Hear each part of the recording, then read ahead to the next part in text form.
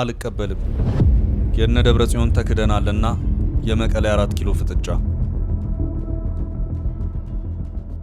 ጠቅላይ ሚኒስትር አብይ አህመድ ለትግራይ ህዝብ በትግርኛ ቋንቋ ጥብቅ መልእክትና ጥሪ ማስተላለፋቸውን ተከትሎ በዶክተር ደብረጽዮን ገብረ ሚካኤል የሚመራው ህወሓት አመሻሹን ባወጣው መግለጫ ምላሽ ሰጥቷል። የነ ደብረጽዮን ህወሓት ለጠቅላይ ሚኒስትሩ ምላሽ የሰጠው ጥሪውን በመቃወም ነው። ጠቅላዩ በኢሜል ፕሬዝዳንት ጠቁሙ ማለታቸው ህወሓትን ሳያምሰው አልቀረም። ሳልሳይ ወያኔም የተቃውሞ ድምፅ አሰምቷል። ሌሎች የትግራይ ፖለቲካ ተንታኞችም በጉዳዩ ላይ አስተያየት እየሰጡበት ነው። እናም የጠቅላዩ ጥሪ እየተገላበጠ ነው። ጠቅላዩ ለትግራይ ጊዜያዊ አስተዳደር አዲስ ፕሬዝዳንት ጠቁሙ ጥሪ ማቅረባቸውን ተከትሎ ጉዳዩ መነጋገሪያ ሆኗል።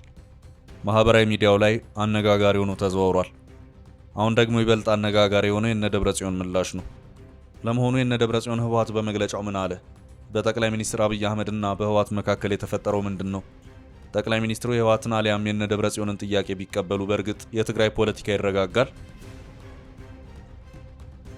እነ ደብረጽዮን የመረጡት ማንን ነው? የመምረጥ ስልጣን ያለው ማን ነው?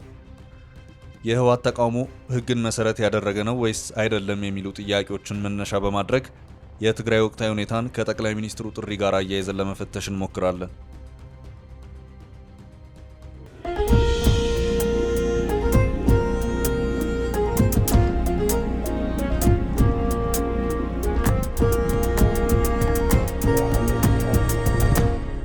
ጠቅላዩ ምን አሉ?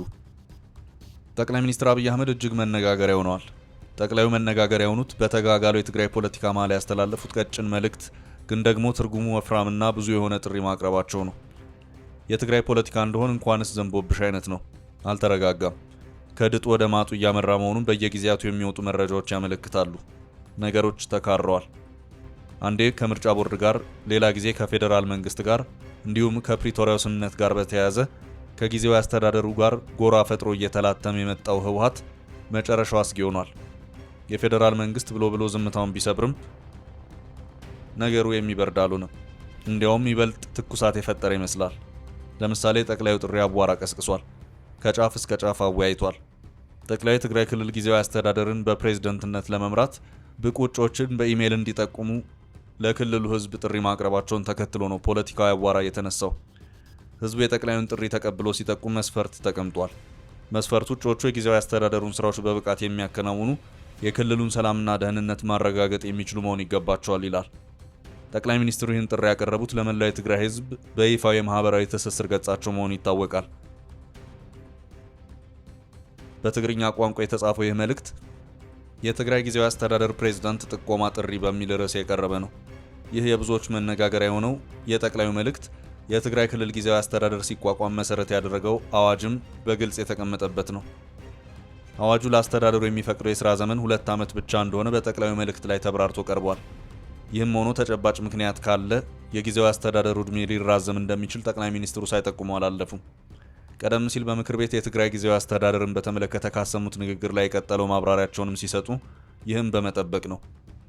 ጠቅላይ ሚኒስትሩ ጉዳዩን ለማስረዳት በመልእክታቸው የጠቀሱት የፌዴራል መንግስት በክልል ጣልቃ የሚገባበትን ስርዓት ለመደንገግ በ1995 ዓ.ም የወጣውን አዋጅ በማስታወስ ነው። አዋጁ በአንድ ክልል ህገ መንግስታዊ ስርዓቱን አደጋ ላይ የጣለ እንቅስቃሴ ወይም ድርጊት ከተፈጸመ የፌዴራል መንግስት የክልሉ ምክር ቤትና የክልሉን ከፍተኛ ህግ አስፈጻሚ አካል በማገድ ለፌዴራል መንግስቱ ተጠሪ የሆነ ጊዜያዊ አስተዳደር እንዲቋቋም ሊወስን እንደሚችል ይደነግጋል። በዚህ አዋጅ መሰረት በትግራይ ክልል የሆነው የሚታወቅ ነው። በአዋጁ መሰረት ጊዜያዊ አስተዳደሩ በክልሉ የሚቆየው ከ2 ዓመት ላልበለጠ ጊዜ ነው። ሆኖም አስፈላጊ ሆኖ ሲገኝ የፌዴሬሽን ምክር ቤት የመቆያ ጊዜውን ከ6 ወር ላልበለጠ ጊዜ ለማራዘም እንደሚችል በአዋጁ ላይ ተቀምጧል። ይህን አዋጅና በፕሪቶሪያ የተፈረመውን የግጭት ማቆም ስምምነት መሰረት በማድረግ በትግራይ ክልል አካታች ጊዜያዊ አስተዳደር እንዲቋቋም የሚያስችል ደንብ ጸድቋል። ደንቡን ያጸደቀው የሚኒስትሮች ምክር ቤት ሲሆን ጊዜውም መጋቢት 9 2015 ዓ.ም ነው። ጠቅላዩ በመልእክታቸው ጊዜያዊ አስተዳደሩ ሊያከናውናቸው ከሚገባቸው ቁልፍ ስራዎች መካከል አንዱ ምርጫ ለማካሄድ የሚያስችል ምቹ ሁኔታ መፍጠር እንደነበር ገልጸዋል። ይህ ተግባር ካልተፈጸሙ ስራዎች መካከል አንዱ በመሆኑ የጊዜያዊ አስተዳደሩን ዕድሜ በህግ በማሻሻል በ1 ዓመት ማራዘም ግድ ነው።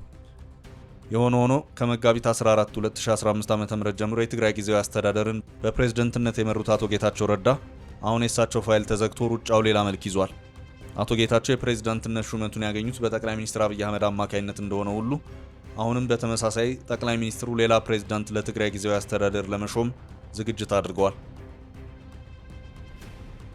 የትግራይ ክልል ጊዜያዊ አስተዳደርን እንዲቋቋም ያደረገው የሚኒስትሮች ምክር ቤት ደንብ ፕሬዝዳንቱ በፕሪቶሪያ የሰላም ስምምነት መሰረት በሚደረግ የፖለቲካ ምክክር ተለይቶ በመጨረሻም ጠቅላይ ሚኒስትር እንደሚሾም ይገልጻል።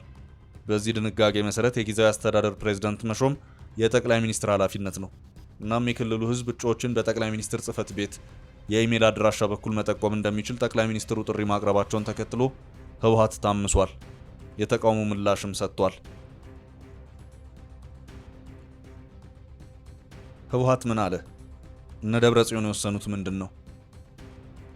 ዶክተር ደብረጽዮን ገብረ ሚካኤል የሚመሩት ህወሓት ለጠቅላይ ሚኒስትር አብይ አህመድ የፕሬዝዳንት ጠቁሙ ጥሪ ምላሽ የሚሰጥ መግለጫ ያወጣው መልእክቱ መነጋገሪያ ሆኖ በቀጠለበት ሰዓት ነው። የነ ደብረጽዮን ህወሓት የጠቅላይ ሚኒስትሩ መልእክት በተላለፈበት ዕለት አመሻሽ ላይ ባወጣው መግለጫ ፌዴራል መንግስቱ የጊዜያዊ አስተዳደሩን ስልጣን በማራዘም ዙሪያ ብቻውን እየሰራ ይገኛል ሲል ከሷል። ከቅርብ ጊዜ ወዲህ ተቃውሞ እያበዛ የመጣው የነ ደብረጽዮን ህወሓት አሁንም የጠቅላይ ሚኒስትሩን ጥሪ ተችቷል። በመግለጫውም ተቃውሟል። ጊዜያዊ አስተዳደሩ የፕሪቶሪያ ግጭት ማቆም ስምምነት ውጤት እንጂ የፌዴራል መንግስቱ ብቸኛ ውሳኔ አይደለም ያለው የነ ደብረጽዮን ቡድን አብሮ የወሰናቸው ነበሩ፣ ግን እነዚያ ውሳኔዎች እንዳልተከበሩለት በመግለጽ ተቃውሞ አሰምቷል። የወሰነው ምን ነበር? ውሳኔውንስ ጠቅላይ ሚኒስትሩ ያውቁታል ወይ ተብሎ ሲጠየቅ ምላሹ አወዛጋቢ ነው። እነ ደብረጽዮን ወስነንበት ነበር የሚሉት ጉዳይ ጠቅላይ ሚኒስትሩ እንደሚያውቁት አድርገው ነው የገለጹት። ይህ ማለት ለጊዜያዊ አስተዳደሩ አዲስ ፕሬዝዳንት በመሾም ዙሪያ በቅርቡ በአዲስ አበባ ከፌዴራል መንግስቱ ጋር ውይይት ተደርጎ ነበር። በዚህ ውይይትም ጌታቸው ረዳን የሚተኩት አዲሱ ፕሬዝዳንት ተለይተው ታውቀዋል። የቡድኑ ማዕከላዊ ኮሚቴ የጊዜያዊ አስተዳደሩ ምክትል ፕሬዝዳንት ጄኔራል ታደሰ ወረደ በጌታቸው ረዳ ምትክ በፕሬዝዳንትነት እንዲሾሙ መወሰኑን በአሁኑ መግለጫው ገልጿል። በእርግጥ የነ ደብረጽዮን ህወሓት ይህን መግለጫ ከመስጠቱ ቀደም ብሎ ስለ ጄኔራል ታደሰ ወረደ የተለያዩ አስተያየቶች በማህበራዊ ሚዲያ ይዘዋወሩ ነበር። ጄኔራል ታደሰ ወረደ ቀጣዩ የትግራይ ጊዜያዊ አስተዳደር ፕሬዝዳንት ይሆናሉ የሚል ጭምጭምታ ያስተጋባ ነበር። ይህን ተከትሎ ጄኔራሉ ምላሽ የሰጡበት ሁኔታም ነበር። እኔ እስከማውቀው እስካሁኗ ሰዓት ድረስ የትግራይ ክልል ጊዜያዊ አስተዳደር ፕሬዝዳንት ጌታቸው ረዳ ነው አይነት ምላሽ ሰጥተው እንደነበር የሚታወስ ነው። ከዚያም በኋላ ጠቅላይ ሚኒስትሩ የፕሬዝዳንት ጠቁሙ ጥሪ ባቀረቡበት ሰዓት ስለ ጄኔራል ታደሰ ወረደ የሚወራው ልክ እንዳልሆነ ተመልክቷል። ጄኔራል ታደሰ ቢመረጡ ጥሪው አይቀርብም ነበር። የነ ደብረጽዮን ህወሓት ግን ውሳኔያችን ቸል ተብሏልና ውሳኔያችን ይከበር ጥያቄና ተማጽኖ ያለው መግለጫ አውጥቷል። እንደ መግለጫው ከሆነ በጠቅላይ ሚኒስትር አብይ አህመድ አማካይነት ከጠቅላይ ሚኒስትር ጽህፈት ቤት የቀረበው የእጩ ፕሬዝዳንት ጥቆማ ጥሪ ህወሓትን አስቆጥቶታል። በደብረጽዮን የሚመራው ህወሓት የጠቅላይ ሚኒስትሩ ጥሪ ውሳኔን ችላ ያለ ነው በማለት ወቅሷል። ቡድኑ አያይዞም የጊዜያዊ አስተዳደሩን ፕሬዝዳንት የመሾም ስልጣን የጠቅላይ ሚኒስትሩ ብቸኛ ውሳኔ እንዳልሆነ በመጥቀስ የእጩ ፕሬዝዳንት ጥቆማ ጥሪ የፕሪቶሪያን ስምምነት ስለሚጥስ ተቀባይነት የለውም በማለት ውድቅ አድርጎታል። ቡድኑ ይህን መግለጫ ያወጣው ጠቅላይ ሚኒስትር አብይ የትግራይ ህዝብ ለጊዜያዊ አስተዳደሩ እጩ ፕሬዝዳንት ጥቆማ እንዲሰጡ መጠየቃቸውን ተከትሎ ነው። አሁን ትግራይ ምን ላይ ናት? መፍትሄውስ ምን ይሆን? ትግራይ ጭንቀት ውስጥ ናት። የህወሓት አመራሮች ሽኩቻ እየተካረረ መጥቶ በመጨረሻም የፌዴራል መንግስትን የማሳተፍ ደረጃ ላይ ደርሷል። በእርግጥ እስካሁን ባለው ሁኔታ የፌዴራል መንግስት ይፋ የሆነ ጣልቃ ገብነት አሳይቷል ማለት አይቻልም። መፍትሄዎችን መፈለግን ጀምረዋል። ተቃውሞ ቢገጥመውም ለትግራይ ጊዜያዊ አስተዳደር አዲስ ፕሬዝዳንት የመምረጥ ጥሪ መቅረቡ የመፍትሄ አካል ነው። ምናልባት አስገራሚው ነገር ለመጀመሪያ ጊዜ ፕሬዝዳንት በኢሜል ምረጡ ጥሪ መቅረቡ ነው። ይህ ያልተለመደ ነገር ስለሆነ የብዙዎች መነጋገሪያ ሆኖ ቀጥሏል። በተለይም እንደ ህወሓትና ሳልሳይ ወያኔ ያሉት ጥሪውን በይፋ ተቃውመዋል። በኢሜል ፕሬዝዳንት እንዴት ተብሎ ይመረጣል የሚለው ጥያቄ በዋናነት የትግራይ ፖለቲካን በቅርበት የሚከታተሉ ተንታኞችን ሳያስገርም አልቀረም። የሆነ ሆኖ የትግራይ ጉዳይ አሳሳቢ ሆኗል። በቅርቡ የትግራይ ክልል ጊዜያዊ አስተዳደር ፕሬዝዳንት አቶ ጌታቸው ረዳ ወደ አዲስ አበባ መምጣታቸውን ተከትሎ ፍጥጫው በ4 ኪሎና በመቀሌ መካከል ወደ መሆን አዘንብሏል። የነ ደብረጽዮን ቡድን የጊዜያዊ አስተዳደሩን ቢሮዎች በኃይል ለመቆጣጠር ሞክሯል። ይህን ተከትሎ የፌዴራል መንግስት ጣልቃ ይገባል ወይስ አይገባም የሚለው ጥያቄ ከጌታቸው ረዳ የአዲስ አበባ መግለጫ ጋር ተያይዞ ይነሳ ነበር። በኋላም አቶ ጌታቸው ረዳ ለሚዲያዎች በሰጡት ቃለ መጠይቅ ላይ ከመቀሌ የመጡት በጠቅላይ ሚኒስትሩ ጥሪ ከፌዴራሉ ጋር ለመምከር ቢሆንም አምልጠው ነው የሚለው ሚዛን እየደፋ መጥቷል። አቶ ጌታቸውም ነገሮችን ገጣጥመው ተመልክተዋቸዋል። እናም አምልጦ ነው የሚለውን አስተያየት ብዙም አልተቃወሙትም። አቶ ጌታቸው በወቅቱ በክልሉ የተፈጠረውን ቀውስ ለመቆጣጠር ከፌዴራል መንግስት አስፈላጊውን ድጋፍ መጠየቃቸው ይታወሳል።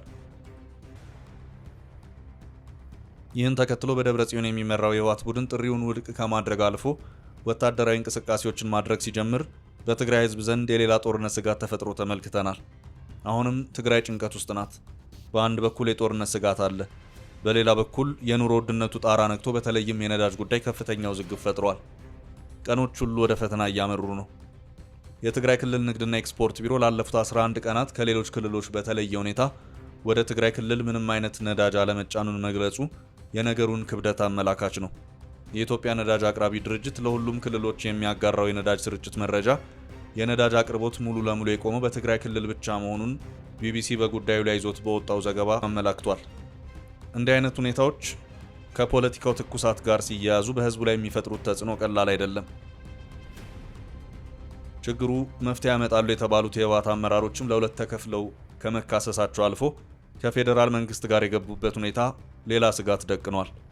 የነ ደብረጽዮን ህወሓት የጠቅላዩን በኢሜይል ፕሬዝዳንት ጠቁሙ ጥሪን አልቀበልም ሲል መቃወሙ የ4 ኪሎ መቀሌን ፍጥጫ ከማባባሱ ባሻገር የትግራይን ፖለቲካ ከድጡ ወደ ማጡ ሊከተው እንደሚችልም በርካቶች አስተያየታቸውን እየሰጡ ይገኛሉ። ሰላም ለሀገራችን ይሁን።